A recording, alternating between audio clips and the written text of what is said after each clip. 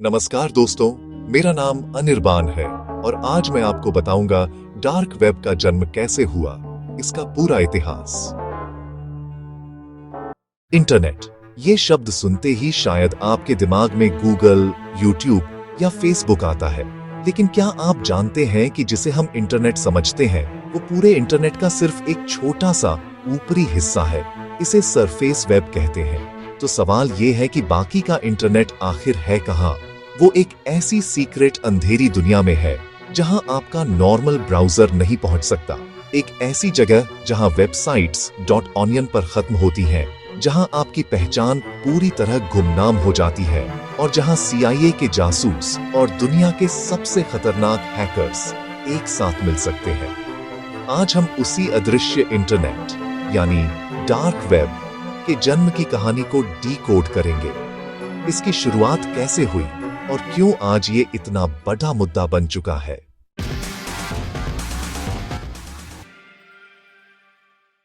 इसे समझने के लिए इंटरनेट को एक विशाल आइसबर्ग की तरह सोचिए। पानी के ऊपर दिखने वाला छोटा सा हिस्सा सरफेस वेब है, यानी वो वेबसाइट्स जिन्हें कोई भी सर्च इंजन ढूंढ सकता है। लेकिन 90% से ज्यादा आइसबर्ग तो पानी के नीचे छिपा होता है। इंटरनेट की दुनिया भी बिल्कुल ऐसी ही है। पानी के ठीक नीचे का हिस्सा डीप वेब कहलाता है। यहाँ सर्च इंजन नहीं पहुंच सकते, लेकिन ये खतरनाक नहीं है। ये आपका प्राइवेट स्पेस है।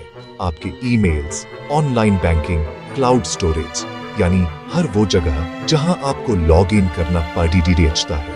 लेकिन अगर आप और भी गहरे जाएं, तो आप डार्क वेब में पहुंचते हैं। ये डीप वेब का ही एक छोटा लेकिन बेहद सीक्रेट और गुमनाम हिस्सा है। यहाँ आप नॉर्मल ब्राउजर से नहीं जा सकते। इसके लिए आपको टोर जैसे स्पेशल सॉफ्टवेयर की जरूरत पड़ती है। डार्क वेब की वेबसाइट्स की पहचान उनका ऑनियन एड्रेस है, जो उनकी गुमनामी का सबसे बड़ा सबूत है।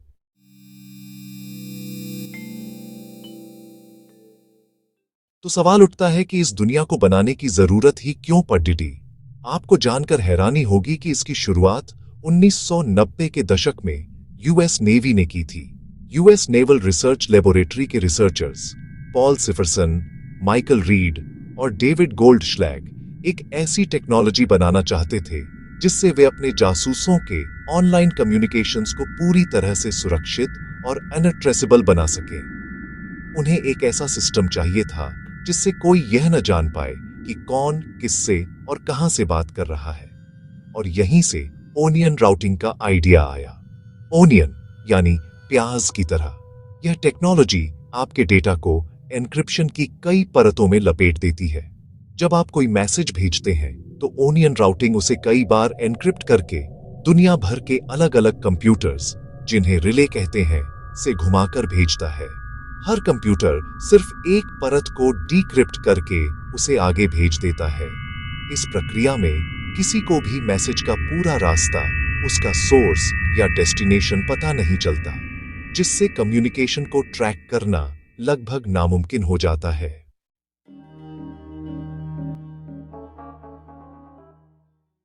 यह मिलिट्री टेक्नोलॉजी क्रांतिकारी थी, लेकिन असली गेम चेंजर 2002 में आया, जब टोर प्रोजेक्ट लॉन्च हुआ, जिसका मतलब था द ओनियन राउटर।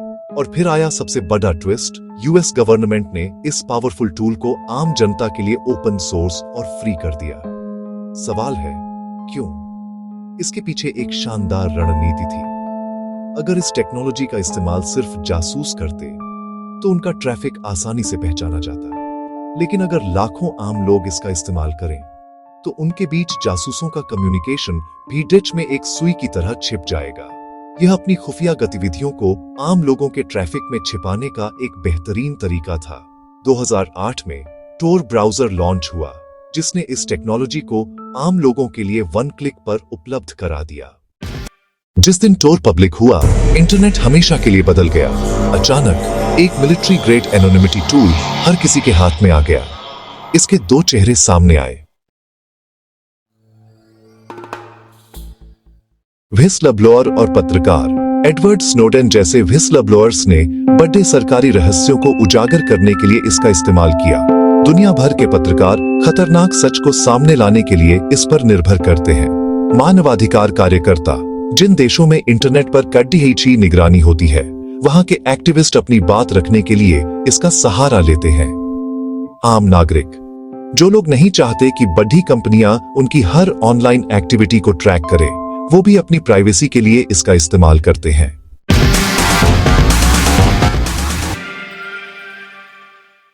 अवैध बाजार। यहाँ ऐसी मार्केट प्लेस है जहाँ ड्रग्स, हथियार और चोरी किए गए क्रेडिट कार्ड जैसी हर अवैध चीज बिकती है। सिल्क रोड जैसा बदनाम मार्केट यहीं मौजूद था। साइबर अपराध। ये हैकर्स का गियाहाट है, जहाँ वे चोरी किया हुआ डेटा बेचते हैं और हैकिंग की सर्विसेज ऑफर करते हैं। आतंकवादी गतिविधियां। कुछ आतंकवादी संगठन अपनी पहचान छिपाने और प्रोपेगेंडा फैलाने के लिए इसका इस्तेमाल करते पाए गए हैं। डार्क वेब को एक्सेस करना तकनीकी रूप से आसान है। आपको सिर्फ tor ब्राउजर डाउनलोड करना है। लेकिन क्या आपको वहां जाना चाहिए? जवाब है बिल्कुल नहीं। डार्क वेब को एक्सेस करना तकनीकी रूप से आसान है। आपको सिर्फ tor ब्राउजर डाउनलोड करना है। लेकिन क्या आपको वहां जाना चाहिए? जवाब है बिल्कुल नहीं। जब तक आप एक ट्रेंड प्रोफेशनल नहीं हैं, इससे दूर रहें। ये जगह वायरस, स्कैम्स और ऐसे खतरनाक कंटेंट से भरी है जो आपको मानसिक रूप से परेशान कर सकता है। एक गलत क्लिक आपको कानूनी मुसीबत में डाल सकता है, क्योंकि लॉ एनफोर्समेंट एजेंसियां इस पर लगातार नजर रखती हैं। यहाँ गुमनामी का फायदा सिर्फ आपको ही नहीं, बल्कि अपराधियों को भी मिलता है।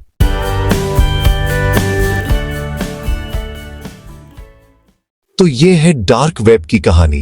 एक ऐसी दुनिया जिसका जन्म एक सीक्रेट मिलिट्री प्रोजेक्ट से हुआ, जिसका मकसद था परफेक्ट एनोनिमिटी, और इसी एनोनिमिटी को बनाए रखने के लिए इसे आम जनता को सौंप दिया गया, जिसने अनजाने में एक डिजिटल वाइल्ड वेस्ट को जन्म दे दिया।